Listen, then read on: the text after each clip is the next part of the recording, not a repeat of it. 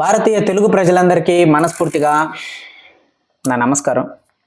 ఈరోజు మనం Ayn Rand fountain head సిరీస్లో పార్ట్ 4 ఎపిసోడ్ 11 గురించి మనం ఈరోజు మాట్లాడుకోబోతున్నాం. మొదలు పెడదాం.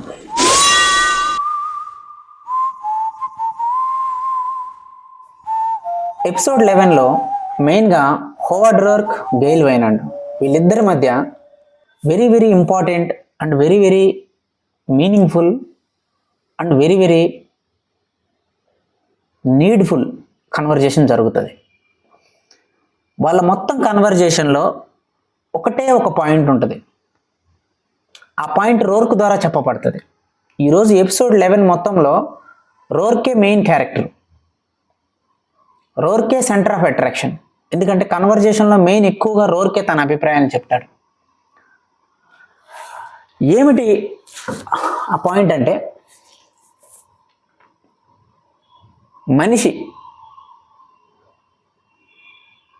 మనిషి అనే ఒక కాంటెక్స్ట్ మీద రోర్క్ మాట్లాడతాడు ఫస్ట్ టైం. ఇన్ని ఎపిసోడ్స్లో ఇలా వస్తూ ఉండగా ఏ రోజైనా తన పని తను చేసుకుంటూ వెళ్తున్నాడే కానీ ఎక్కడ కూడా తన అభిప్రాయం ఇది అని ఒక 2-3 మాటలు మాట్లాడాడు కానీ ఎక్కువ మాట్లాడాల. కానీ for the first time Roark తన అభిప్రాయాన్ని చాలా నమ్మకంగా, చాలా విశ్వాసంగా తాను ఏం నమ్ముతున్నాడో, ఏం నమ్మటం వల్ల తాను ఈరోజు ఇలా ఉన్నాడో అవే విషయాల్ని, తాను అనుభవించి అనుభూతికి తెచ్చుకున్న విషయాల్ని చెప్తున్నాడు రోర్క్. ఒక మనిషి జీవితంలో ఎలా ఉండాలి? రోర్క్, వైనాండ్ వీళ్ళిద్దరూ ట్రిప్కి వెళ్తారు. వాళ్ళిద్దరు షిప్లో ఉంటారు. సముద్రం మీద షిప్లో వెళ్తూ ఉండగా మాట్లాడుతున్న మాటలు ఇవి. ఎందుకంటే రోర్క్ చాలా రోజుల నుంచి గెయిల్ వైనాండ్ వాళ్ళ ఇల్లు ఇంకా వేరే వేరే ప్రాజెక్టులు విశ్రాంతి లేకుండా, పగలు నైటు అని తేడా లేకుండా, నిద్ర లేకుండా చేస్తున్నాడు. కాబట్టి తనకు విశ్రాంతి కావాలని గెయిల్ వైనాండ్ ఈ టూర్ ప్లాన్ని క్రియేట్ చేసి అనుకున్నట్టుగానే వాళ్ళిద్దరే వెళ్తారు ఆ షిప్లో. సో ఆ టైంలో గెయిల్ వైనాండ్కి రోర్క్ చెప్తాడు, వైనాండ్, మనుషులందరూ స్వార్థం అంటే ఏంటి అనేది వాళ్ళకు ఒక అభిప్రాయం ఉంది. కానీ నా దృష్టిలో మనుషులందరూ 99% నిస్వార్థపరులు. నిజంగా స్వార్థంగా బతుకుతున్నవాడు 1% కూడా లేడు ఈ భూమి మీద అంటాడు. దానికి వైనాండ్ అలా ఎలా చెప్పగలవు అని అంటాడు.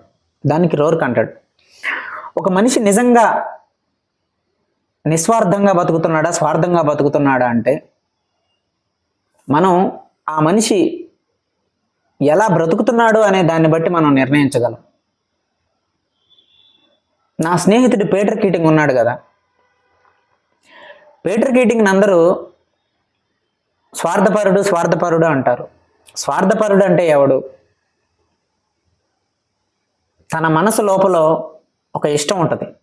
తన మనసు లోపల అంతరంగంలో ఏదైనా ఒక పని చేయాలి అనే ఒక చిత్తశుద్ధి, తనకు నచ్చిన పని చేసి ఆ పనిలో తన జీవితాన్ని వెతుక్కోవాలనే ఒక లక్ష్యం ఉంటుంది ఒక మనిషికి.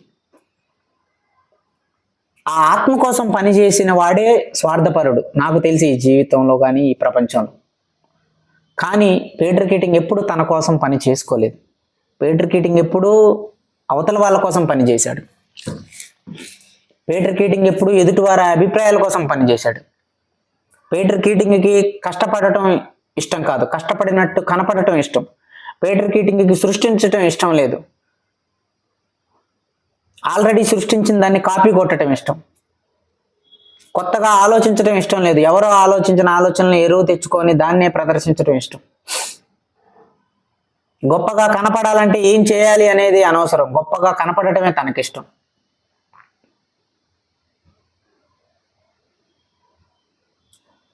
ఇవన్నీ దేనికి చేశాడు? జనాల కోసం చేశాడు. జనాల కోసం తాను ఇంత చేసినప్పుడు తాను స్వార్థపరుడు ఎలా అవుతాడు? తన కోసం తాను ఏమీ చేసుకోలేదు కాబట్టి పీటర్ కీటింగ్ నా దృష్టిలో నిస్వార్థపరుడు అని అంటాడు. తన కోసం తాను ఏమి చేసుకోలేని వ్యక్తి నిస్వార్థపరుడుగా మిగిలిపోతాడు. ఇది నా యొక్క అభిప్రాయం. కానీ జనాల దృష్టిలో జనాల కోసం చేసే వ్యక్తిని నిస్వార్థపరుడు అంటారు. కానీ నా దృష్టిలో జనాలకి ఎంతో చేసి తన కోసం, తన ఆత్మ కోసం ఏమీ చేసుకోలేనివాడు నిస్వార్థపరుడు అని నేను అంటాను. సో రోర్క్ రోర్క్ యొక్క ఇంటెన్షన్ ఏముంటుందంటే అసలు జీవితం మీద, ఒక మనిషి అసలు ఎందుకు బతకాలి, ఇప్పుడున్న ఈ ఆధునిక సమాజంలో ఒక మనిషికి అసలు నిజంగా ఏం కావాలి, పలానా వాడు గొప్పోడురా, వాడు చాలా బాగా బతుకుతున్నాడు అని అంటే వాడి అభిప్రాయాలకు తగ్గట్టే మనం బతకడానికి ప్రయత్నిస్తాం. సో దానివల్ల నీ సొంత నిర్ణయాలు, నీ సొంత ఆలోచనలు అన్నీ పక్కకి వెళ్ళిపోయినాయి కదా. సరైన ఇల్లు కట్టపోతే జనాలు ఏమనుకుంటారు, సరైన బట్టలు వేసుకోకపోతే జనాలు ఏమనుకుంటారు, సరైన ఉద్యోగం చేయకపోతే జనాలు ఏమనుకుంటారు, అప్పు చేసి పెళ్లి చేయకపోతే జనాలు ఏమనుకుంటారు, అప్పు చేసి ఫంక్షన్కి అన్నం పెట్టకపోతే ఏమనుకుంటారు, అప్పు చేసి కారు కొనకపోతే జనాలు ఏమనుకుంటారు, జీవితం మొత్తం ఇట్లా జనాలు ఏమనుకుంటారు. ఎవడో కనపడినప్పుడు లాగి చంప మీద కొడితే ప్రశాంతంగా వెళ్ళిపోతారు చాలామంది. అందరిలో జస్ట్ ఒరే అన్నందుకు తిరగబడి కొడతారు. అంటే అక్కడ ఏంటి, వాడి యొక్క అంతరాత్మకి, వాడి యొక్క ఆత్మకి వాడు విలువ ఇవ్వట్లేదు. జనాలు ఏమనుకుంటున్నారు, జనాలు నిజంగా ఏదైతే అనుకుంటారో అలా అనుకోకూడదని అప్పటికప్పుడు అది బ్రేక్ చేయాలనే ప్రయత్నిస్తూ ఉంటాడు. అందరిలో ఎవరినైనా తిట్టినప్పుడు ఇమీడియట్గా రెస్పాండ్ అవుతారు. ఎందుకు? జనాల్లో నా పరువు పోతుందేమో అని. అదే ఒక్కడిగా పిలిచి అడిగినప్పుడు, తిట్టినప్పుడు అంత రియాక్ట్ కాదు. అంటే జనాల అభిప్రాయానికి వీడిచ్చే విలువను బట్టే వీడి ఎమోషన్స్ అనేవి ట్రిగ్గర్ అవుతున్నాయి, కానీ వీడు ఒక విలువ ఇచ్చుకోవడం లేదు. మనకు మనం విలువ ఇచ్చుకోవడం అంటే ఏంటి? అసలు మనం అంటే ఏంటి? మనం అంటే ఒక చైతన్యం. చైతన్యం అంటే ఏంటి? చైతన్యం అంటే ఇట్ ఈస్ ఎ స్పిరిట్, ఒక స్పృహ. ఈరోజు నేను మాట్లాడుతున్నా, మీరు చూస్తున్నా, ఏదైతే మనం చూస్తున్నప్పుడు మీరు ఒక ఆలోచన మీకు వస్తుందో, మాట్లాడేటప్పుడు ఒక ఆలోచన నాకు వస్తుందో, ఇదంతా ఒక చైతన్యానికి సంబంధించింది. ఒక రాయికి మనిషికి తేడా ఏంటంటే చైతన్యం. రాయిలో చైతన్యం ఉండదు. ఇప్పుడు ఈ ల్యాప్టాప్ ఉంది, ల్యాప్టాప్లో ఏముండదు. ఇది జస్ట్ మెటీరియల్. మనిషి యొక్క ఆలోచనకి ఒక శక్తి ఉంటే ఆ శక్తి ఈ ల్యాప్టాప్. ఈ ల్యాప్టాప్ పనిచేసే తీరు, ఈ ల్యాప్టాప్లో ఉన్న ఈ ఇంటెలిజెన్స్, ఇది మొత్తం ఎవరిచ్చారు దీనికి? మనిషే ఇచ్చాడు. మనిషి ప్రోగ్రామ్ చేశాడు దీనికి. సో అది మనిషి చైతన్యంలో నుంచి వస్తుంది. అందుకే రోర్క్ అంటాడు పీటర్ కీటింగ్ విషయంలో, పీటర్ కీటింగ్కి సృష్టి అవసరం లేదు, ఆల్రెడీ చేసిన దాన్ని ఉపయోగించుకుంటే చాలు కాపీ కొట్టి. ఏ మనిషి కూడా కష్టపడినట్టు కనపడాలని, ఏ మనిషి కూడా సృష్టించడం ఇష్టం లేకుండా కేవలం ప్రదర్శించడానికే ఇష్టపడి, ఏ వ్యక్తి కూడా తన యొక్క అంతరాత్మ కోసం పనిచేసి తన చైతన్యంలో నుంచి ఏదైనా నిర్మించి ఈ ప్రపంచానికి ఒక కాంట్రిబ్యూషన్ ఏదైనా ఇవ్వకుండా అందరూ ఎదుటి వాళ్ళ అభిప్రాయాల కోసం పని చేసుకుంటూ వెళ్ళిపోతే ప్రపంచం ఏమైపోతుంది అని అంటాడు హోవర్డ్ రోర్క్. అంటే I mean to say mainly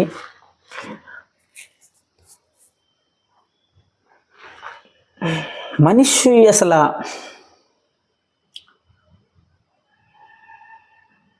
ఎవరికైనా ఎందుకు బాధలో వస్తాయి లైఫ్లో? అసలు బాధ అనేది ఎందుకు కలుగుతుంది? హోవర్డ్ రోర్క్ అనే పేరు పెట్టి ఐన్ ర్యాండ్ గారు ఏం చెప్తున్నారు? అసలు ఐన్ ర్యాండ్ గారి యొక్క అభిప్రాయాలు ఏంటి? 1000 పేజీల పుస్తకం. 1000 పేజీల పుస్తకంలో ఎందుకు ఇన్నిన్ని మాటలు, ఇంత స్టోరీ చెప్పగలుగుతుంది చెప్తున్నారు అసలు? ఇప్పుడు మీరు ఫ్రెడరిక్ నీషే తీసుకుంటే చాలా హై లెవెల్లో ఉంటాయి ఫ్రెడరిక్ నీషే మాటలు, అర్థం చేసుకోవటం కష్టం. అంటే ఎక్కడో ఆకాశంలో అందని ఒక చందమామని మన ఇంట్లో బావి నీళ్ళల్లో పడేటట్టుగా చేశారు ఐన్ ర్యాండ్ గారు. అంటే స్వార్థం, అసూయ, త్యాగం, ప్రేమ, కోపం రాజకీయం ఏవైతే హ్యూమన్ సొసైటీలో ఉన్నాయో మెయిన్ పిల్లర్స్గా వాటి మొత్తాన్ని ఎక్స్ప్లెయిన్ చేయడానికి మన చుట్టూ ఉండే రెగ్యులర్ క్యారెక్టర్స్ని పాత్రలుగా తీసుకొని వాటి ద్వారా ఇంజెక్ట్ చేశారు స్టోరీని మనకి. అందుకే ఐన్ ర్యాండ్ గారి యొక్క ఫౌంటైన్ హెడ్ అంత పెద్ద హిట్ అయింది. అంటే ఒక నార్మల్ ప్యాటర్న్లో మనిషి జీవితానికి అర్థమయ్యే ఫిలాసఫీ స్టేజ్లోకి ఐన్ ర్యాండ్ గారి అభిప్రాయాలను మొత్తాన్ని తీసుకొచ్చారు. మీరు చూస్తే గెయిల్ వైనాండ్ చిన్నప్పుడు తాను అనుభవించిన పేదరికాన్ని తరిమికొట్టి ఆ పేదరికం మీద తాను గెలుపు పొందాలని చెప్పి ఒక సంకల్పంతో ఏ దారిలో వెళ్తున్నా అని కాదు, నేను ఈ పేదరికం నుంచి గొప్పవాడిగా అవ్వాలి, పుట్టినప్పుడు ఖచ్చితంగా ఏదైనా సాధించగలగాలి అనే ఆ సంకల్పం కోసం పనిచేశాడు గెయిల్ వైనాండ్. అది సంకల్పానికి ప్రతీక. డొమినిక్ ఫ్రాంకన్ తాను మొదటి నుంచి కూడా తన యొక్క అభిప్రాయాలని తన యొక్క ఇష్టాలని చెప్పుకుంటూ ఎదుటి వాళ్ళని హర్ట్ చేయకుండా తన కోసమే తాను బతుకుతూ తనదైన జీవితంలో తనదైన శైలిలో బతుకుతూ ఒక జీవితాన్ని లీడ్ చేసింది డొమినిక్ ఫ్రాంకన్. అది ఇండివిజువలిజం. క్యాథరిన్ తాను ప్రేమించింది, ప్రేమలో విఫలమైన తర్వాత ఎన్నో రోజులు బాధపడింది. ఆ బాధలన్నీ దాటుకొని ఇవన్నీ లైఫ్లో కొన్ని స్టేజెస్ అని నిర్ణయించుకొని చివరికి నేను ఇంకా స్వార్థంగా బతకలేను, నా మనసులో నేను ఎప్పుడు ప్రజాసేవ చేయాలనుకుంటున్నాను, మనుషులకు సహాయం చేయాలనుకుంటున్నాను, ఇదే నా అంతరాత్మ అని తాను నిర్ణయించుకొని లైఫ్లో తాను వెళ్ళిపోయింది. అంటే ఇది క్లారిటీకి సంబంధించింది. ఎలిజబెత్ ఎంటూహీ తనకి పవర్ ఇష్టం కానీ ధైర్యం లేదు. గెయిల్ వైనాండ్ లాగా ధైర్యం తక్కువ, రాజకీయం ఎక్కువ.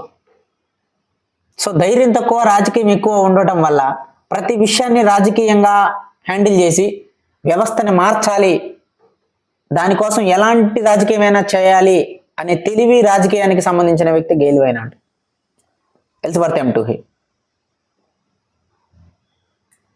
హోవర్డ్ రోర్క్ నేను పుట్టింది నా కోసం బతకడానికి కానీ వేరే వాళ్ళ కోసం బతకడానికి కాదు, నేను కష్టపడి ఒక తాజ్మహల్ కడితే అందులో 10 మంది ఆటోమేటిక్గా ఉంటారు, వాళ్ళ కోసం నేను చేయాల్సిన అవసరం లేదు. నేను కష్టపడి 10 రూపాయలు సంపాదించి దాన్ని రోడ్డు మీద వదిలేస్తే ఎవడో కూడా 10 రూపాయలు తీసుకుంటాడు, వాళ్ళ కోసం నేను అది సంపాదించాల్సిన అవసరం లేదు. అంటే నీ కోసం నువ్వు కష్టపడి నీ కోసం నువ్వు సృష్టించుకునే ఒక సామ్రాజ్యంలో ఆటోమేటిక్గా దానివల్ల మిగతా వాళ్ళకు కూడా లాభం వస్తుంది. నువ్వు ఒక కష్టపడి నీ ఎయిమ్, నీ లక్ష్యం ఒక కంపెనీ పెట్టడం అయితే ఆ కంపెనీ పెట్టాలి అంటే ఆ కంపెనీని ముందు కట్టాలి, ఆ కంపెనీ కట్టాలి అంటే దానికి ముందు కార్మికులు కావాలి, ఆ కంపెనీ కట్టిన తర్వాత ఆ కంపెనీ నడవాలంటే నీ కింద పనిచేసే ఉద్యోగులు కావాలి, ఆ ఉద్యోగులతో పాటు నువ్వు ఆ కంపెనీని నడిపిస్తావు, దానివల్ల వచ్చిన టర్న్ ఓవర్తో నువ్వు గవర్నమెంట్కి ట్యాక్స్ కడతావు, ఆ ట్యాక్స్ తిరిగి మళ్ళీ ప్రజలకే పథకాల రూపంలో వస్తుంది. ఇదంతా ఒక్కడి వల్ల సాధ్యమైంది. ఎవడు వాడంటే నేను జీవితంలో కంపెనీ పెట్టాలనే ఒక లక్ష్యం మొదలు పెట్టుకున్న వాడితో సాధ్యమైంది. అంటే వాడొక్కడు ఒక మర్రి చెట్టులాగా ఎదగటం వల్ల వాడి స్వార్థంతో, వాడిదైన ఆత్మ శైలిలో, వాడిదైన పద్ధతిలో, వాడిదైన అభిప్రాయ ఆలోచన స్థితిలో వాడు ఎదిగినప్పుడు ఒక మర్రి చెట్టులాగా ఆటోమేటిక్గా ఆ మర్రి చెట్టు నీడలో అందరూ బతుకుతారు. కాదు నేను అందరికీ ఎంప్లాయ్మెంట్ ఇవ్వాలి, నేను ప్రజల్ని ఉద్ధరించాలి, నేను ఈ సొసైటీని పరిగెత్తించాలి అని నువ్వు కనుక మొదలు పెడితే ఏమవుతుందంటే మనం స్పీడ్గా కారు నడుపుతానో, స్పీడ్గా బైక్ నడుపుతానో 24 గంటల్లో రైట్ సైడ్ లెఫ్ట్ సైడ్ మిర్రర్లో చూసినట్టు నడిపినట్టు అవుతుంది. యాక్చువల్గా right side mirror left side mirror ఎందుకు ఉన్నాయి? ఎప్పుడు అవసరమో అప్పుడు చూడటం కోసమే. ఎక్కువ ఫోకస్ మనం ముందుగానే చూడాలి. ఏదైనా వెహికల్ డ్రైవ్ చేసేటప్పుడు అవసరమైనప్పుడే సైడ్లు చూడాలి, సైడ్ మిర్రర్స్లో. నువ్వు 24 అవర్స్ సైడ్ మిర్రర్లో చూస్తే మెయిన్ ఉంది ముందు దారి కదా, సో ఎక్కడో చోట దెబ్బతింటాం. సో జీవితంలో కూడా ఎవరినో ఏదో ఉద్ధరించాలి అని, ఈ ప్రపంచాన్ని ఏదో నేను ఉద్ధరించడానికి పుట్టాను అని మొదలు పెడితే అదే మెయిన్ ఉద్దేశం అయిపోయి దాని ప్రతిఫలం అదే మెయిన్ అయిపోయి చేసే పని మీద దృష్టి తగ్గుతుంది. సో సింపుల్గా హోవర్డ్ రోర్క్ చెప్తున్నది ఏంటంటే ఎపిసోడ్ 11లో పని చేస్తున్నప్పుడు ప్రతిఫలం ఆశించొద్దు అని అంటున్నాడు. అంటే పని చేస్తున్నప్పుడు ప్రతిఫలం ఎలా ఆశించకుండా ఉంటారు? ఎవరైనా ఏదైనా పని చేసినప్పుడు ప్రతిఫలం ఆశిస్తారు కదా. సో వానాకాలం వచ్చింది, విత్తనాలు వేస్తారు, ఆ విత్తనాలు వేసిన విత్తనాలు చెట్లుగా మొలవాలని అనుకుంటారు కదా ఎవరైనా. ప్రతిఫలం ఆశించకపోతే ఎట్లా? పిల్లలు ఉంటారు ఇంట్లో, చిన్న పిల్లలు, వాళ్ళు గొప్పవాళ్ళు అవ్వాలని ఆశిస్తారు కదా. అంటే ప్రతిఫలం ఆశించకపోవటం అంటే ప్రతిఫలం మీద దృష్టి లేకుండా పని చేయటం అని దాని అర్థం. నువ్వు పని మీద దృష్టి పెట్టి పనిని చేస్తూ ప్రతిఫలం గురించి దృష్టి పెట్టకుండా ఉంటే అది బై ప్రొడక్ట్గా దానంతట అదే వస్తుంది. సో రోర్క్ ఇంకా ఏం చెప్తాడు, ఐన్ ర్యాండ్ గారు రోర్క్ క్యారెక్టర్ ద్వారా ఏం చెప్పారు, మీ జీవితంలో మీకు ఇష్టమైన ఒక పనిని ఎంచుకోండి, ఆ పనిని ప్రేమించండి. ఎందుకంటే ఆ పనిని నువ్వు ప్రేమించినప్పుడే ఆ పనిని నువ్వు చేయించగలవు. ఏదైనా ఒక వ్యవస్థని నువ్వు నడపాలన్నా, ఆ వ్యవస్థలో జనాల చేత నువ్వు పనులు చేపించాలన్నా నువ్వు ముందుగా ఆ పనిని ప్రేమించగలగాలి. కానీ ప్రజలకి వాళ్ళకి ఏది ఇష్టమో, వాళ్ళ అంతరాత్మలో వాళ్ళ యొక్క అభీష్టం దేని మీద ఉందో వాళ్ళకి తెలియదు. వాళ్ళు ఎప్పుడు గొప్పల కోసం బతుకుతారు, వాళ్ళు ఎప్పుడు నలుగురు ఏమో అనుకుంటారో అని బతుకుతారు. తీరా చూస్తే వీళ్ళ గురించి ఏ అభిప్రాయాలు అయితే అనుకున్నారో వాడు భూమి మీద బతికి బట్టగట్టడు, కొన్ని రోజులకి నువ్వు భూమి మీద బతికి బట్టగట్టవు. సో ఫైనల్గా ఏమైంది, నీలో ఎంతో సాధించే శక్తి ఉంది, నీకు నువ్వుగా థింక్ చేసి నీకు నువ్వుగా ఆలోచిస్తే నీదైన సొంత శైలిలో ఏదో ఒక నిర్మాణమో, ఏదో ఒక ప్రక్రియో, ఏదో ఒక సృష్టో జరగవచ్చు. కానీ నువ్వు ఎప్పుడైతే ఎదుటి వాళ్ళని ఫాలో అయ్యావో, ఎప్పుడైతే ఎదుటి వాళ్ళ అభిప్రాయాలకి విపరీతమైన విలువిచ్చి వాళ్ళ కోసం నువ్వు బతకటం మొదలు పెట్టావో, ఒక రిమోట్ కంట్రోల్ లాగా నీలో ఉన్న స్వయంగా ఉండే ఒక చైతన్యం, శక్తి అనేది మరుగున పడిపోయింది. సో నేను కాలేజీలో ఉన్నప్పుడు, బీటెక్ కాలేజీలో ఉన్నప్పుడు మా ఫ్రెండ్ ఒకడు ఉండేవాడు. వాడు ఎప్పుడు కామెడీ చేస్తూ ఉండేవాడు. మామూలుగా 24 గంటలు కామెడీ చేస్తూ ఉండేవాడు. ఎంత కామెడీ అంటే అసలు వాడు చెప్తుంది నిజమా అబద్ధమా అనే విషయం కూడా తెలుసుకోలేనంత కామెడీ చేసేవాడు. చూసా కరెక్ట్గా 2 సంవత్సరాలు అయిన తర్వాత, 3వ సంవత్సరం, మా కాలేజీ లైఫ్లో 3వ సంవత్సరంలో వాడికి ఒక మాట చెప్పాను, అరే నువ్వు మంచిదే, జనాల్ని నవ్విస్తున్నావు, మంచి మాటలు చెప్పి ఎంటర్టైన్ ఇస్తున్నావు, మంచి విషయం. చాలాసార్లు నువ్వు చెప్పిన జోకులకి నీ కంపెనీని నేను కూడా చాలా ఆనందపడ్డా. అయితే నీలో కూడా ఒక ఒరిజినాలిటీ ఉంటుంది, నీలో కూడా ఒక నిజమైన రూపం ఉంటుంది. నువ్వు గనక దాన్ని నువ్వు నలుగురికి కాపైనా కనీసం ఒక్కరికి అది తెలియకపోతే మటుకు, నిన్నుగా ఇష్టపడే వ్యక్తులు ఎవరైనా ఉంటే అది నిన్ను మిస్ అవుతారా అని చెప్పారు. ప్రతిసారి నువ్వు అందరికీ నచ్చాలి అని చెప్పి అందరితో మంచిగా వెళ్తున్నావు అనుకో, అందరితో మంచిగా ఉండాలంటే అందరిని చూసినప్పుడు నవ్వాలి, అందరితో మంచిగా ఉండాలి, అందరూ నిన్ను ఇష్టపడాలంటే మతాన్ని వ్యతిరేకించకూడదు, అందరూ నిన్ను ఇష్టపడాలి, అందరూ నువ్వు గొప్పవాడివి అనాలంటే ఎవరిని తిట్టకుండా, ఎవరిలో ఉన్న లోపాలని ఎత్తి చూపకుండా అందరూ మంచి వాళ్ళే, అందరూ ప్రేమ స్వరూపులే అనాలి. అందరూ నీ చేత ఇష్టపడాలంటే ఎవరైతే మెజారిటీ ప్రజలు ఏదైతే నమ్ముతారో దాన్ని నువ్వు నమ్ముతున్నట్టుగా నటించాలి. ఇవన్నీ చేయడం ద్వారా నువ్వు నీది కాని ఒక వ్యక్తిత్వాన్ని చూపిస్తూ ఉన్నావు. కానీ అందరూ నిన్ను నచ్చుతున్నారు, కానీ అందులో ఒక వ్యక్తి ఉంటుంది, ఒక వ్యక్తి. ఆ వ్యక్తికి ఎవరైతే ఒక మనిషి భయపడకుండా తన సొంత అభిప్రాయాల్ని చెప్పగలుగుతాడో అలాంటి వ్యక్తి అంటే ఇష్టం. ఎవరైతే ఒక వ్యక్తి నిజాయితీగా తనలో ఉన్న లోపాలను బయటికి చెప్తాడో ఆ వ్యక్తి అంటే ఇష్టం అనుకో. ఎగ్జాక్ట్గా నీలో ఈ క్యారెక్టరే ఉంది, కానీ నువ్వు జనాల కోసం దాన్ని లోపల పెట్టుకొని బయటకి ఏదో ప్రవర్తిస్తున్నావు. ఇప్పుడు నిజంగా నీ క్యారెక్టర్, నిజమైన నీ యొక్క లక్షణాలు చూసి ఇష్టపడే వ్యక్తిని నువ్వు మిస్ అవుతావు కదా, ఆ ఛాన్స్ వస్తుందా మళ్ళా? సో ఆ మాట నేను వాడికి చెప్పా, వాడు తీసుకున్నాడో అప్పుడు వాడికి అది అర్థమైందో కూడా నాకు తెలియదు యాక్చువల్గా. సో ఎప్పుడు కూడా ఒక 30% కొన్ని విషయాల్లో సమాజం కోసం మీరు బతకాల్సి వస్తుంది. రోడ్డు మీదకి వెళ్తాం, ట్రాఫిక్ సిగ్నల్ పడుతుంది, పాటించాలి. సిగరెట్ తాగి రోడ్డు మీద పక్కన వాళ్ళ మొక్కల మీద ఊదకూడదు, అది పాటించాలి. మందు తాగినప్పుడు డ్రైవ్ చేయకూడదు. ఎవరికైనా ఏదైనా నమ్మకం ఉంటే ఆ నమ్మకాల్ని మనం వాడిని అవమానకరంగా మాట్లాడకూడదు. కొన్ని విషయాలు ఉంటాయి. కానీ 70% అయినా మీలో ఉన్న ఒరిజినాలిటీని వ్యక్తపరచండి.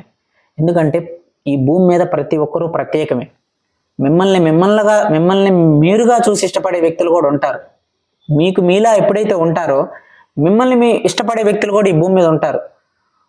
అప్పుడు వాళ్ళు నీ దగ్గరకు వస్తారు, వాళ్ళు నీతో ఒకటవుతారు. సో అలా you can get a great relations అనమాట లైఫ్లో. అట్లా కాకుండా నువ్వు ప్రతి దగ్గర నటించుకుంటా పేటర్ కేటింగ్ లాగా వెళ్ళిపోతే చివరికి నిన్నులా చూసి ఇష్టపడే వ్యక్తులు కూడా నువ్వు మిస్ అవుతావు. So that is the main moral point ఐన్లాండ్ గారు చెప్పింది ఎపిసోడ్ 11లో. సో ఫైనల్గా కన్క్లూజన్ ఏంటంటే ఈ చాప్టర్కి, ఈ ఎపిసోడ్కి 30 సంవత్సరాలు వచ్చే లోపైనా సరే మనకి ఏది ఇష్టమో, మనం దేనికి పనికిరామో, మనం దేనికి పనికొస్తామో, మన వాళ్ళెవరో, బయట వాళ్ళెవరో, జీవితం అంటే ఏంటి, డబ్బు అంటే ఏంటి, కుటుంబం అంటే ఏంటి, సమాజం అంటే ఏంటి, మనకు నచ్చని పని మనం చేయకపోతే సమాజం ఏమనుకుంటుందో, ఇట్లాంటి కొన్ని విషయాలకి స్పష్టత రావాలి. కొంతవరకైనా స్పష్టత రావాలి. కనీసం 30 సంవత్సరాలు వచ్చే లోపైన వస్తే తర్వాత 30 సంవత్సరాలు నీకోసం నువ్వు బతకొచ్చు. సో 30 సంవత్సరాలు వచ్చేటప్పటికి మీరు ఏ పని చేయగలుగుతారో దాన్ని ఎన్నుకోండి. ఆ పనిని చిత్తశుద్ధిగా చేయండి. చిత్తశుద్ధి అంటే రోర్క్ డొమినిక్ ఫ్రాంకన్తో ఒకరోజు డేటింగ్ చేస్తూ, డొమినిక్ ఫ్రాంకన్ వెళ్తుంది కదా రోర్క్ దగ్గరికి. సో వాళ్ళిద్దరు అప్పుడే శారీరకంగా ఇద్దరు కలుస్తారు. శారీరకంగా అప్పుడే కలిసి వాళ్ళిద్దరు జస్ట్ అట్లా విడిపోతారు మంచం మీద నుంచి. ఇమ్మీడియట్గా టక్కుమని వెళ్ళి కంప్యూటర్ దగ్గర కూర్చుంటాడు రోర్క్. కూర్చొని నెక్స్ట్ డే ఉన్న ప్రాజెక్ట్కి సంబంధించిన ఏదో పెండింగ్ వర్క్ చేసుకుంటూ ఉంటాడు. ఆ టైంలో చేయాల్సిన అవసరం ఏంటి? చిత్తశుద్ధి అని అంటే పనిని ఆరాధించటం, పని మీద ఎక్కడ కూడా అసహ్యమైన భావన లేకపోవడం. అలాంటి ఒక ఆరాధించే పనిని ఆరాధించే పనిగా, అది మీకు ఇష్టమైన పని అయితే గనక అప్పుడు జీవితం మీకు అందులోనే కనపడుతుంది. అన్ని ఫిల్టర్స్ అక్కడే క్లియర్ అయిపోతాయి లైఫ్కి, మనిషికి. లేదు అట్లా కాదు, పని అనేది రెగ్యులర్, నాకు ధ్యానం, పరధ్యానం, దేవుడు, జీవుడు, రాముడు, కృష్ణుడు, నేను ఈ కైండ్ ఆఫ్ వేలో వెళ్తా అంటే దట్స్ ఓకే, పో, ఆ దారిలోనే పో. కానీ లైఫ్లో మనలో ఎప్పుడు రిగ్రెట్ అవ్వద్దు. నేను అనవసరంగా ఈ దారిలోకి వచ్చాను, లేకపోతే నేను ఎంత గొప్పవాడిని అయ్యాను అని మళ్ళీ అట్లాంటి రిగ్రెట్లు వద్దు. నువ్వు ధ్యానం చేస్తావా, చెయ్యి. దేవుడికి అంకితం చేసుకుంటావా జీవితాన్ని, చెయ్యి. బట్ స్పృహతో చేయి దేన్నైనా. నువ్వు ఏది చేసినా స్పృహతో చేయి. That will convert as a objective thing. అంటే ఒక ఆబ్జెక్టివిజంగా నువ్వు ఏదైనా చేయాలనుకుంటే, దాన్ని ఐడియల్గా నువ్వు నీ జీవితంగా మార్చుకోవాలనుకుంటే, నువ్వు చికెన్ షాప్లో చికెన్ కొట్టినా, మటన్ షాప్లో మటన్ కొట్టినా, ఒక లారీ డ్రైవర్ అయినా, ఆటో డ్రైవర్ అయినా, ఒక పెయింటర్ అయినా, అసలు ఏది కాదు, నేను తింటా కూర్చుంటా జస్ట్ దేవుడిని తలుచుకొని ధ్యానం చేస్తా అంటే దట్స్ ఓకే. బట్ ఏ పని చేసినా ఒక పూర్తి స్పృహతో చేయాలి నువ్వు. అట్లా కాకుండా ఇట్లా పని చేసుకుంటూ కూర్చొని ఎటో ఇంటి దగ్గర ఆలోచించుకుంటా, సినిమాకి వెళ్ళి కూర్చొని సినిమా చూడకుండా ఏవేవో ఆలోచిస్తా, ధ్యానం చేసుకుంటా, మళ్ళీ ధ్యానం చేసి తిరిగి రాగానే మళ్ళీ పిచ్చి పిచ్చి తిట్లని అందరిని తిట్టుకుంటా. దేవుడు దేవుడు దేవుడు దేవుడు అందరి స్వరూపాలు, అందరూ మానవ స్వరూపాలు, అందరూ దేవుళ్ళే, అందరిలోనూ దేవుణ్ణి చూడాలని చెప్పి ఇల్లు అద్దెకి పోగానే మళ్ళీ ఎవడన్నా ఇంటి అద్దెకి రాగానే నీ కులం ఏందని అడగటం. ఇట్లాంటి చిల్లర పనులు చేసినంత కాలం స్పష్టత రాదు.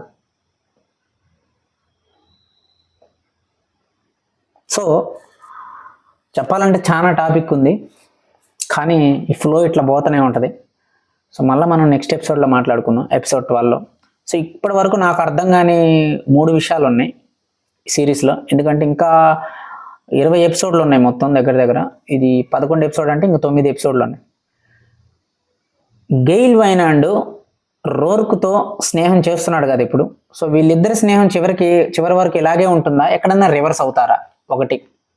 2, టూహీ, మనందరం అనుకున్నాం గెయిల్ వైనాండ్ విలన్ అవుతాడు, టూహీ మంచివాడు అవుతాడు, సపోర్ట్గా ఉంటాడని. కానీ సీన్ రివర్స్ అయింది. గెయిల్ వైనాండే మంచివాడు అయ్యి రోర్క్కు దగ్గర అవుతున్నాడు, టూహీ మెయిన్ విలన్గా అవ్వబోతున్నాడు ఇప్పుడు. 1. సో చివరికి డొమినిక్ ఫ్రాంగన్ వైనాండ్తోనే సెట్ అయిపోతుందా, లేకపోతే రోర్క్ను కలుస్తుందా? పీటర్ కీటింగ్ యొక్క కన్క్లూజన్ ఎలా ఉండబోతుంది చివరికి? ఇవి విషయాలు. హెన్రీ కెమెరాన్ చనిపోతూ వైనాండ్ అనే పేరు పలికాడు, కానీ రోర్క్ మాత్రం వైనాండ్తో స్నేహం చేస్తున్నాడు. సో మరి అప్పుడు ఏం చెప్పాడు? హెన్రీ కెమెరాన్ చనిపోయే ముందు వైనాండ్ అనే పేరు తలిచి వాడు అని చెప్పి కోపంతో చనిపోయాడు. కానీ ఇప్పుడు అదే వ్యక్తితో మన రోర్క్ ఉంటున్నాడు. అంటే దానికి ఏమైనా లాజిక్ ఉందా, కారణం ఉందా, ఏదైనా రివీలింగ్ ఉందా అనేది we have to see in the next episodes. So